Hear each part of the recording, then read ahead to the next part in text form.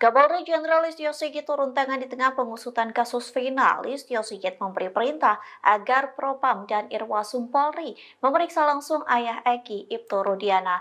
Menanggapi hal itu, pengacara keluarga Vina, Hotman Paris, memberikan respons. Reaksi itu disampaikan Hotman Paris melalui akun Instagram pribadinya pada Selasa 18 Juni. Hotman mengunggah video pemberitaan dari Tribun Medan soal Listio Sigit memberi perintah pemeriksaan Ibtu Rudiana. Namun Hotman mengatakan langkah Kapolri barulah di permulaan. Ia pun menegaskan perintah atau atensi dari Listio Sigit belum diketahui arahnya kemana.